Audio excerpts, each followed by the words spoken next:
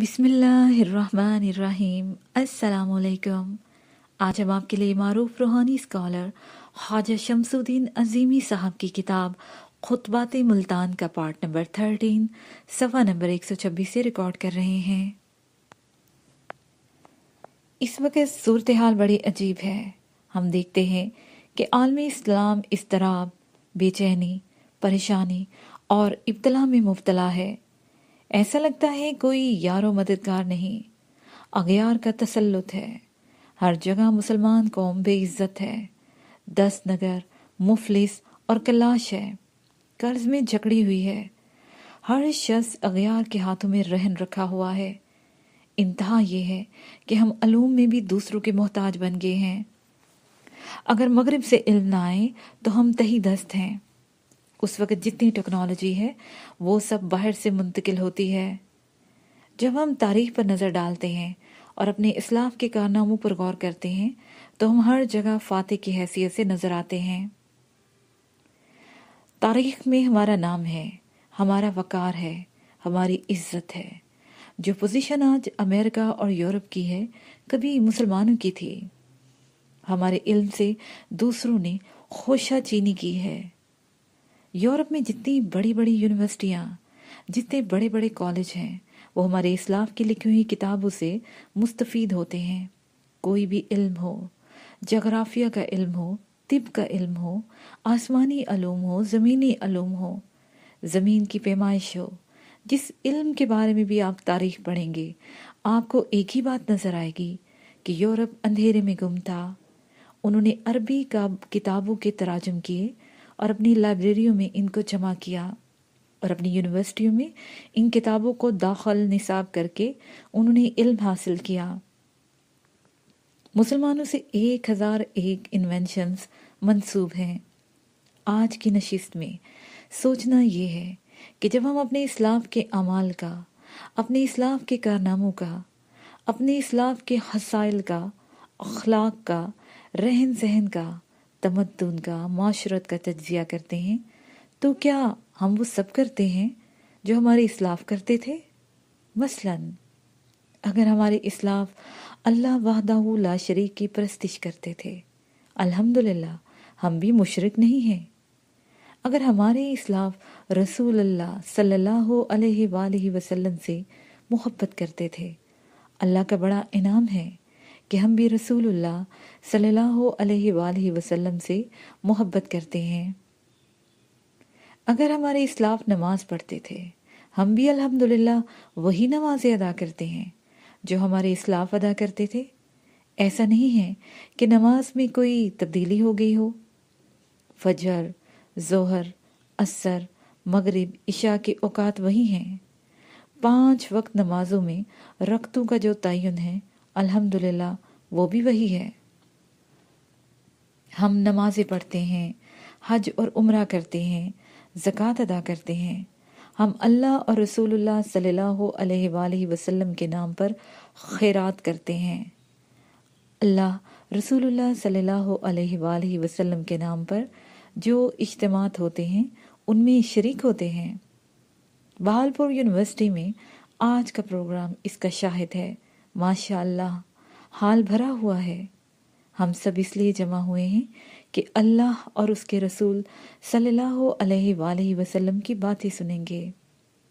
हम उलुल अज़म इस्लाफ, नेक सीरत और इरादे के पक्के बुजुर्गों की औलाद हैं, फिर क्यों ज़लील ख्वार हैं? ये एक बड़ा सवाल है।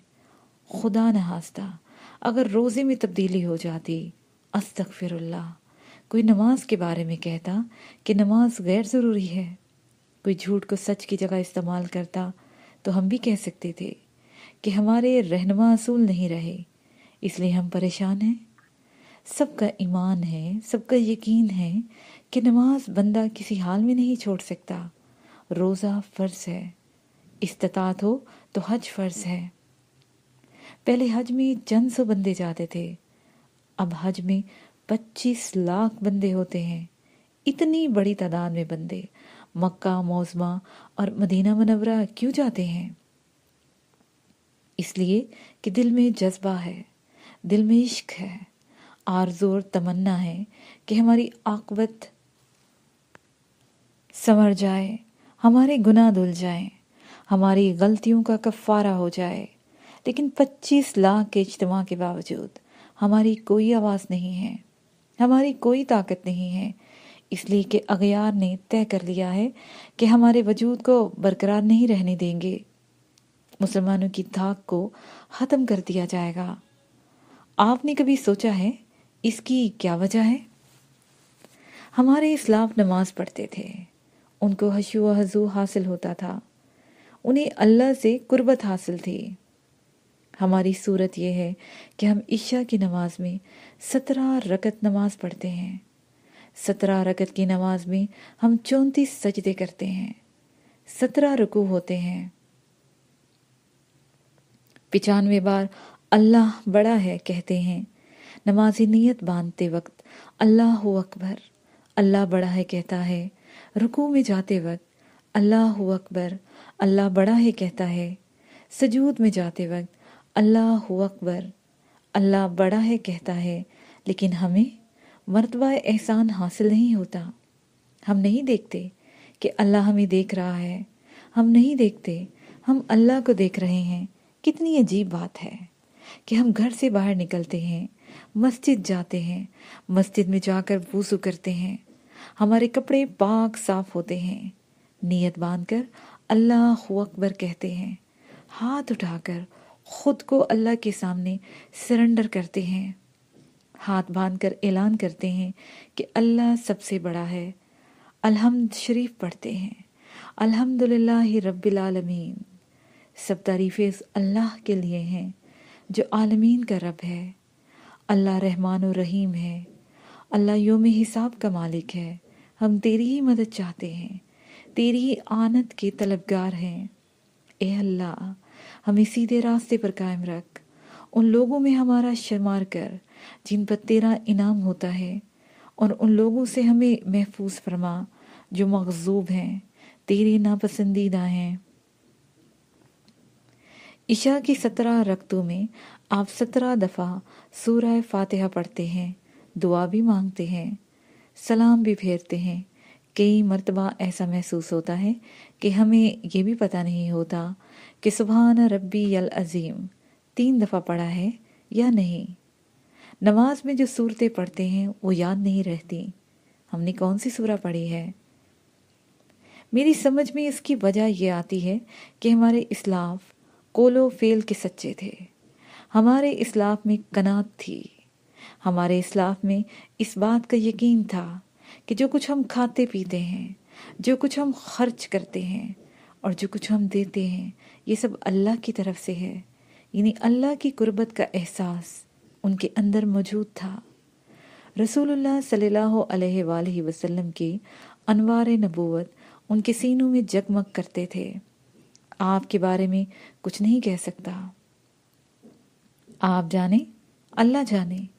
मैं जब अपना मुहासबा करता हूँ, मैं खुद को झूठ का मुरक्का नजर आता हूँ। आप सब अपने बारे में सोचें, गौर करें, क्या हमें अपने इस्लाफ की तरह अल्लाह की ज़ात पर यकीन है? हम मुनाफ़िक़त तो नहीं कर रहे। मेरा ये ख्याल है कि शायद ही कोई बंदा ये कहेगा कि हम मुनाफ़िक़त से आज़ाद हैं। यही वजह है कि हमारे अरूज का ज़माना ज़वाल में मुंतकिल हो गया है। अल्हम्दुलिल्लाह, कुरान में कोई तब्दीली नहीं हुई। अल्लाह ताला ने हिफाजत का वादा फरमाया है। जब कुरान के नुक्ते में, ज़बर में, ज़ेर में, हरूफ में, लफ्ज़ में, आयत में कोई तब्दीली नहीं हुई, तो हम लोग कुरान के अनवार से क्यों महरूम हैं? हमारे बच्चों को अंग्रेज़ी की डिक्शनरीज हिफ्ज़ हैं, एक्टर्स और एक्ट्रेसेस के पूरे पूरे नाम याद हैं, लेकिन नमाज में 4 सूरतें या 8 सूरतें पढ़ी जाती हैं, उनके तर्जमे याद नहीं हैं। आदमी पीएचडी हो जाता है, आदमी बैरिस्टर बन जाता है, आदमी प्रोफेसर बन जाता है, आदमी जनरल मैनेजर बन जाता है। वो बगैर पढ़े लिखे तो नहीं बन जाता। क्या ये अलमिया नहीं है कि हमें छोटी छोटी सूरतों, अलहम्द शरीफ, कुल हु अल्लाह शरीफ, इन्ना अतैनकल कौसर, सूरह काफिरून, कुल औज़ु बिरब्बिल फलक, कुल औज़ु बिरब्बिन नास के तर्जमे याद नहीं। इतने बड़े मजमा में 10 लोगों ने हाथ उठाए हैं। जब आपको 2 सूरतें जो आप 5 वक्त नमाज में दोहराते हैं उसका तर्जमा याद नहीं है तो अब अल्लाह से आपका राब्ता कैसे होगा? हमें पता ही नहीं है कि अल्लाह ताला क्या फरमा रहे हैं, जबकि हम दूसरे अलूम में माहिर हैं। वजाहत ये हुई कि हमारे इस्लाफ में और हम में ये फ़र्क है कि हमारे इस्लाफ के अमाल और अफ़ाल और किरदार में अल्लाह और उसके रसूल सल्लल्लाहु अलैहि वसल्लम के साथ वाबस्तगी थी। वो हमसे ज़्यादा अल्लाह और उसके रसूल सल्लल्लाहु अलैहि वसल्लम को मानते थे। हम भी मानते हैं, अल्हम्दुलिल्लाह। हम भी मुवाहिद हैं, हम भी मुसलमान हैं, लेकिन हमारे अंदर वो लगन, वो तड़प, तजस्सुस, तहकीक, तफक्कुर और तलाश नहीं रही जो हमारे इस्लाफ में थी। हमारे इस्लाफ में जिस्मानी तकाज़ों के साथ साथ रूहानियत से वाबस्तगी थी।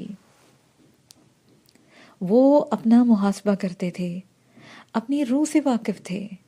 ये सब बातें हमें नज़र नहीं आती।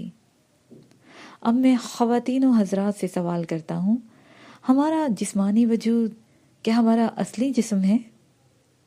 इसका इल्मी, अक्ली, शौरी और मुदल्लल जवाब ये है कि मादी जिस्म दरअसल असली वजूद नहीं है। क्यों नहीं है? इसलिए नहीं है कि जिस्मानी वजूद बाकी नहीं रहता, मुसलसल तगय्युर पजीर है। एक दिन के बच्चे की जब 2 दिन उम्र होती है तो पहला दिन गायब हो जाता है। किधर गया पहला दिन? गायब हो गया। हम यूं भी कह सकते हैं कि पहले दिन पर मौत वारिद हो गई। फिर एक दिन का बच्चा 1 साल का हुआ। मेरा सवाल है कि 1 साल किधर गया? उस पर भी मौत वाक़या हो गई। फिर बच्चा 12 साल का हो गया। 12 साल कहाँ गए? बच्चा जवान हुआ, बूढ़ा हुआ और इस दुनिया से चला गया। इस तरह चला गया कि गायब हो गया। इंसान हर वक्त मौत और ज़िंदगी से रद्दोबदल हो रहा है। मौत से ज़िंदगी निकल रही है और ज़िंदगी से मौत निकल रही है। हम सब आलमे अरवा से यहाँ आए हैं और आते ही रद्दो बदल और तगय्युर शुरू हो गया है। तगय्युर की इंतहा ये है कि आदमी इस दुनिया से गायब हो जाता है। हमारे इस्लाफ इस बात को जानते हैं। वो कुरान के अहकामात पर अमल करते हैं, कुरान में तफक्कुर करते हैं। उनको यकीन था कि ये दुनिया आरज़ी है। इस दुनिया के बाद एक और दुनिया है जो आखिरत की दुनिया है। हमें वहाँ जाकर यहाँ का हिसाब किताब चुकाना है। हमारे इस्लाफ ईमान इस तरह रखते थे जिस तरह अल्लाह पर और अल्लाह के रसूल सल्लल्लाहु अलैहि वसल्लम पर हमारा ईमान है, लेकिन वो ईमान के मफ़हूम से बाखबर थे। हम ईमान के मफ़हूम से बाखबर नहीं हैं। हमारे इस्लाफ इकरार बिल लिसान और तस्दीक बिल कलब थे। हम सिर्फ इकरार बिल लिसान में महदूद होकर रह गए हैं। अब सोचना ये है कि हम इस ज़िल्लत और रुसवाई और महरूमी की ज़िंदगी से किस तरह आज़ाद हो सकते हैं। सीधी बात है कि अपने इस्लाफ की सीरत, अपने इस्लाफ के मामलात पर गौर करें, उनके नक्शे कदम पर चलें। इंशाअल्लाह अरूज हासिल हो जाएगा। रसूलुल्लाह सल्लल्लाहु अलैहि वसल्लम की सीरत तैयबा हमारे सामने है। कोई आदमी ये नहीं कह सकता कि रसूलुल्लाह सल्लल्लाहु अलैहि वसल्लम के अफ़्वो दरगुज़र से हम वाकिफ़ नहीं हैं। घर घर में फसाद बरपा है, मियाँ बीवी में लड़ाई है, औलाद बाप से खफा है, बाप औलाद से खफा है। कहा जाता है कि जनरेशन गैप आ गया है। हम एक दूसरे की नसीहत करते हैं, हम एक दूसरे की इस्लाह के लिए कोशिश हैं। अपनी तरफ कोई तवज्जो नहीं करता। कोई आदमी नहीं सोचता कि मेरी भी इस्लाह होनी चाहिए। मुसलमानों के बाइज्जत होने का, बावकार होने का और पूरी दुनिया पर गलबा हासिल करने का एक ही तरीका है कि रसूलुल्लाह सल्लल्लाहु अलैहि वसल्लम की سیرت طیبہ کو بار بار پڑھیں۔ اللہ کے محبوب صلی اللہ علیہ وآلہ وسلم نے جن باتوں کو پسند کیا وہ باتیں اختیار کر لی جائیں، اور جن باتوں سے رسول اللہ صلی اللہ علیہ وآلہ وسلم نے منع فرمایا ہے ان کو چھوڑ دیا جائے۔ رسول اللہ صلی اللہ علیہ وآلہ وسلم نے سب کچھ کر کے دکھا دیا ہے۔ جنگ احد میں پیش آنے والا ہندا کا واقعہ ہم سب کے سامنے ہے۔ دھوکہ سے شہید کرا کے حضرت امیر حمزہ رضی اللہ عنہ کا پیٹ چاک کیا، پیٹ چاک کر کے جگر نکالا اور اس کو چبا کر تھوکا۔ شہداء کے ناک کان کاٹے، رسی میں پرو کے ہار بنایا، اس ہار کو گلے میں پہن کر رقص کیا۔ لیکن جب ہندا مسلمان ہوئی تو حضور پاک صلی اللہ علیہ وآلہ وسلم نے اس کو معاف کر دیا۔ رسول اللہ صلی اللہ علیہ وآلہ وسلم نے اپنے چچا کے سارے قرضوں پر سود معاف کر دیا۔ رسول اللہ صلی اللہ علیہ وآلہ وسلم اور ان کے صحابہ رضی اللہ عنہ کو اہل مکہ نے کتنی اذیتیں اور تکلیفیں پہنچائیں، ہجرت پر مجبور کر دیا گیا۔ چہیتی بیوی حضرت خدیجہ نے ہر چیز رسول اللہ صلی اللہ علیہ وآلہ وسلم پر نثار کر دی۔ شب ابی طالب میں جب وہ بیمار ہوئیں، مشرکین نے دوا بھی نہیں جانے دی۔ اس کے باوجود رسول اللہ صلی اللہ علیہ وآلہ وسلم نے مشرکین کی ساری غلطیوں اور کوتاہیوں کو معاف فرما دیا۔ ہم رسول اللہ صلی اللہ علیہ وآلہ وسلم کے پیروکار ہیں، ان سے محبت کرتے ہیں۔ کیا ہم لوگوں کو معاف کرتے ہیں؟ باہر کو چھوڑیے، گھروں میں دشمنیاں پل رہی ہیں۔ محترم دوستو، ہم اس لیے پریشان ہیں، اسی لیے بے سکون ہیں، طرح طرح کی بیماریوں میں اس لیے مبتلا ہیں کہ ہم نے اپنے اسلاف کے راستوں کو چھوڑ دیا ہے۔ ہم دعویٰ کرتے ہیں کہ ہم مسلمان ہیں، مسلمانوں کی اولاد ہیں، مسلمانوں کی نسلیں ہیں، لیکن ہمارے اسلاف اور ان کے اعمال میں اور ہمارے اعمال میں زمین آسمان کا فرق ہے۔ رسول اللہ صلی اللہ علیہ وآلہ وسلم کے بعد صحابہ اکرام رضی اللہ عنہ کی زندگی ہمارے لیے مشعل راہ ہے۔ صحابہ اکرام رضی اللہ عنہ کے بعد تابعین کی زندگی ہمارے لیے مشعل راہ ہے۔ تابعین کے بعد تبع تابعین کی زندگی ہمارے لیے مشعل راہ ہے، اور تبع تابعین کے بعد اولیاء اللہ رحم اللہ جو رسول اللہ صلی اللہ علیہ وآلہ وسلم کے علوم کے وارث ہیں، ان کی زندگی ہمارے لیے مشعل راہ ہے۔ اگر ہم جانتے بوجھتے روشنی ہوتے اندھیروں میں بھٹکتے رہیں تو اس میں ہمارے اسلاف کا قصور نہیں ہے، ہمارا اپنا قصور ہے۔ اولیاء اللہ کی ڈیوٹی ہے کہ وہ رسول اللہ صلی اللہ علیہ وآلہ وسلم کی سیرت طیبہ کی ہر پہلو کو رسول اللہ صلی اللہ علیہ وآلہ وسلم کی امت کے سامنے پیش کریں، اور اس بات کی تائید اور تاکید کریں کہ اگر رسول اللہ صلی اللہ علیہ وآلہ وسلم کی سیرت طیبہ پر رسول اللہ صلی اللہ علیہ وآلہ وسلم کے امتیوں کا پورا عمل نہیں ہوا تو مسلمان قوم کبھی ذلت و رسوائی سے نہیں بچ سکتی۔ ہرگز ایسی قوم کو عروج حاصل نہیں ہوتا جو اپنے نبی صلی اللہ علیہ وآلہ وسلم کی سیرت کے مطابق زندگی نہیں گزارتی۔ اگر مسلمانوں کو عروج حاصل کرنا ہے تو آسان نسخہ یہ ہے، اللہ کے محبوب جن کے لیے اللہ تعالیٰ نے ساری کائنات بنائی، رسول اللہ صلی اللہ علیہ وآلہ وسلم کے فرمان کو حرز جا بنائیں، فروعات میں نہ پڑھیں، تفرقہ نہ ڈالیں، متحد ہو کر اللہ کی رسی کو مضبوط پکڑ لیں، تفرقہ کو ختم کر دیں۔ سورہ بقرہ کی پہلی آیتوں میں اللہ تعالیٰ فرماتے ہیں، یہ کتاب نہیں ہے شک اس میں کسی قسم کا شک نہیں ہے۔ پہلی بات تو یہ ہے کہ جب کتاب میں شک و شبہ نہیں ہے تو جس انسان کے ذہن میں شکوک و شبہات ہوں گے وہ اس کتاب سے فائدہ نہیں اٹھا سکتا۔ اللہ کی کتاب میں شک و شبہ نہیں ہے۔ اللہ کی کتاب کو وہی سمجھے گا جس کے ذہن میں اللہ کی ذات پر مکمل یقین ہو۔ یہ کتاب ان لوگوں کو ہدایت دیتی ہے جو متقی ہیں۔ چونکہ اس کتاب میں شک نہیں ہے، اس لیے شکی مزاج لوگ جن کا یقین متزلزل ہے اس کتاب سے فائدہ نہیں اٹھا سکتے۔ یہ کتاب ان لوگوں کو ہدایت دیتی ہے جو متقی ہیں۔ متقی لوگ کون ہیں؟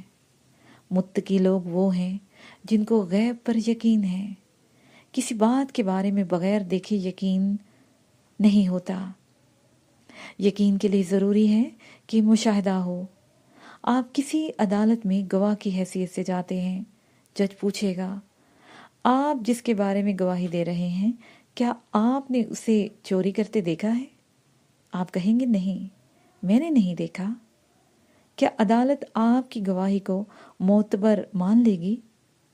عدالت کہے گی کہ جس نے دیکھا ہے وہ آ کر گواہی دے۔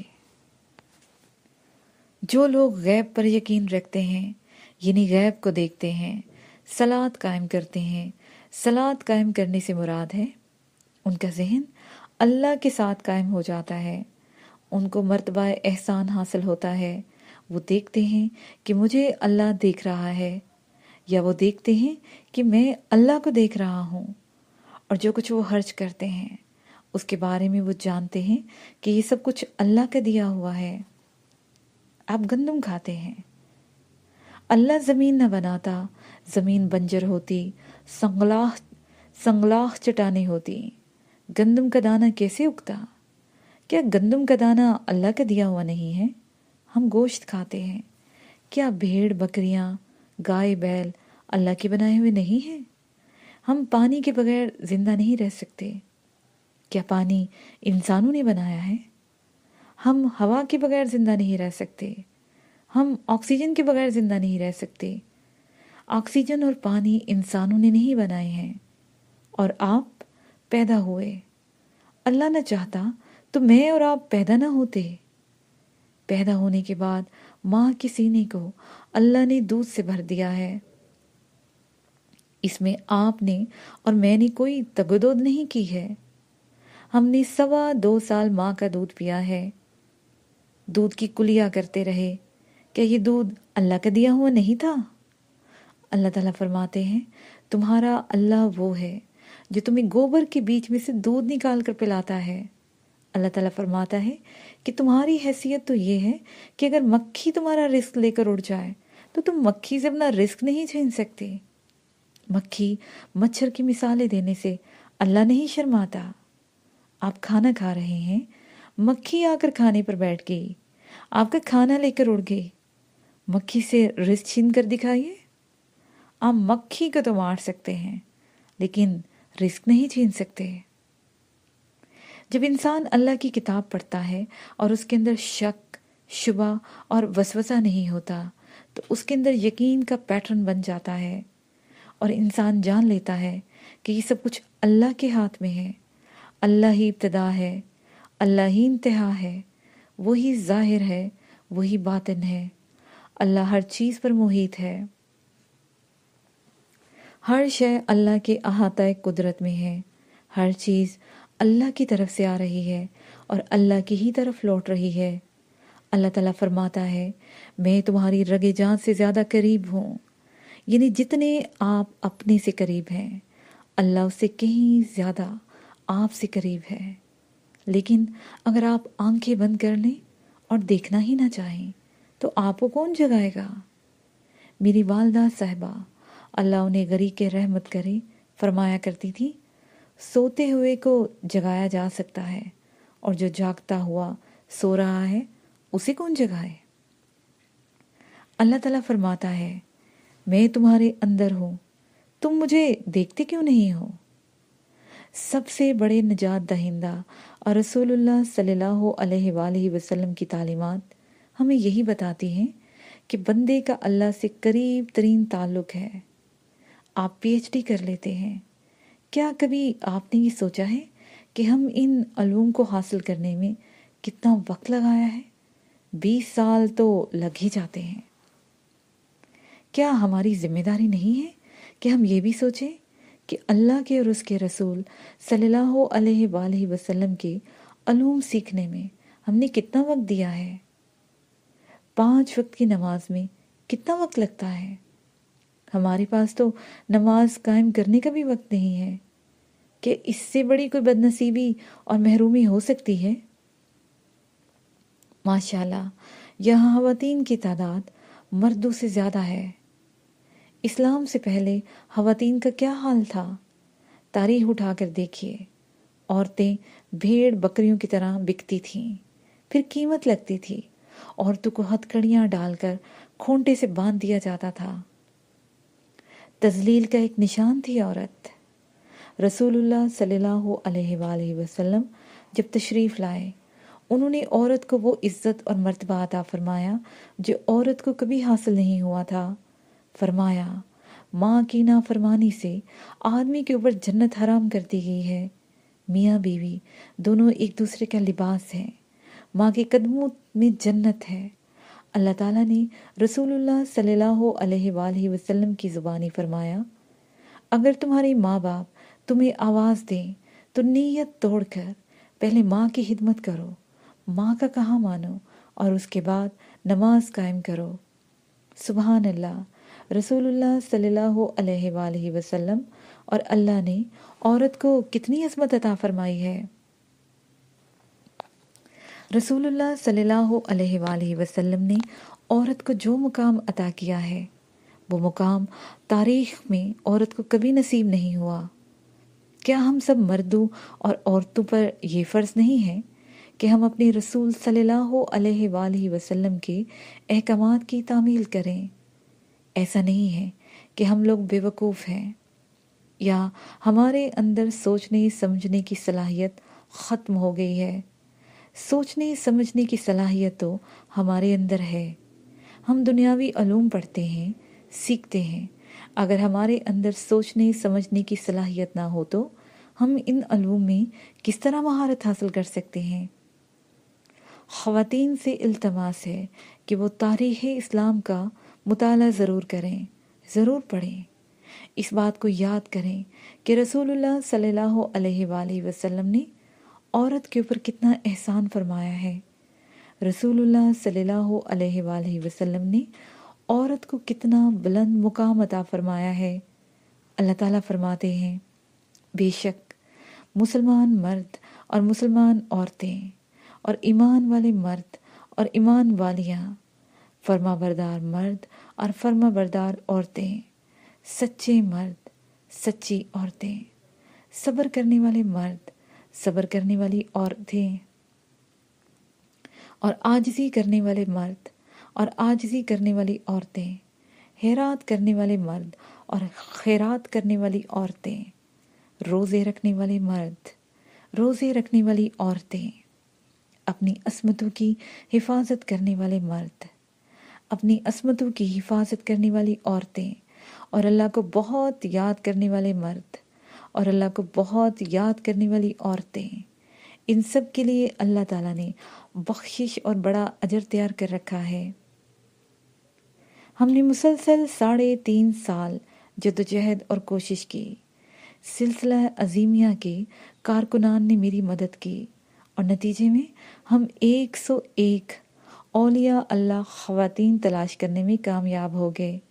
اس کتاب میں عورت کی مجبوری کی داستان تاریخ کے حوالے سے بیان کی گئی ہے۔ چین میں عورت کا کیا حال تھا؟ یورپ میں عورت کی تذلیل کس طرح ہوتی تھی؟ عرب میں عورت کی کیا وقت تھی؟ ہندوستان میں عورت کو ستی ہونا پڑتا تھا۔ زندہ عورت کو خاوند کے ساتھ جلا دیا جاتا تھا۔ وہ سب اس کتاب میں بیان ہوا ہے۔ آپ سے درخواست ہے کہ خواتین اپنے آپ کو جاننے کے لیے، اپنے حقوق کی پہچان کے لیے رسول اللہ صلی اللہ علیہ وآلہ وسلم کی احسانات کو یاد کرنے کے لیے کتاب 101 اولیاء اللہ خواتین کا ضرور مطالعہ کریں۔ مرد حضرات میرے بھائی ہیں، میرے بزرگ ہیں، میرے دوست ہیں، ان سے اور خواتین سے میری درخواست ہے کہ اگر آپ کو سکون چاہیے، اگر آپ کو دنیا کی عزت درکار ہے، اگر آپ آخرت میں آرام چاہتے ہیں اور دوزخ کے عذاب سے محفوظ رہنا چاہتے ہیں، جنت میں جانا چاہتے ہیں، تو اس کا واحد حل یہ ہے کہ آپ قرآن میں تفکر کریں، چھوٹی چھوٹی صورتوں کا ترجمہ یاد کریں اور آداب زندگی سیکھیں، اساتذہ اور والدین کا احترام کریں، ان کی خدمت کریں، اللہ کے علاوہ کسی کی پرستش نہ کریں۔ دولت پرستی بھی شرک ہے، دولت پرستی سے بچیں۔ اللہ نے دولت خرچ کرنے کے لیے دی ہے، پرستش کے لیے نہیں۔ رسول اللہ صلی اللہ علیہ وآلہ وسلم کے اخلاق حسنہ کے مطابق زندگی گزاریں۔ کسی سے آپ کو تکلیف پہنچ جائے تو اسے معاف کر دیں۔ آپ سے کسی کی دل آزاری ہو جائے تو آپ اس سے معافی مانگ لیں، غصہ نہ کریں۔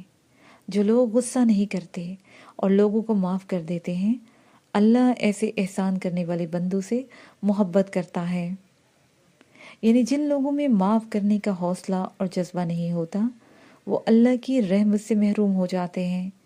پہلے اپنی اصلاح کیجیے، پھر دوسروں کی اصلاح کی طرف دھیان دیجیے۔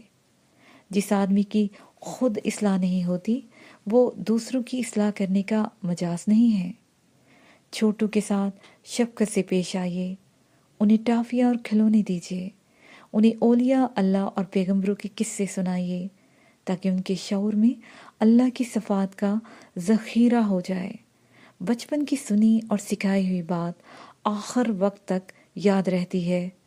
آپ سب خواتین و حضرات کا شکریہ۔ خدا حافظ۔ اس کے ساتھ ہی یہ پارٹ اپنے اختتام کو پہنچا۔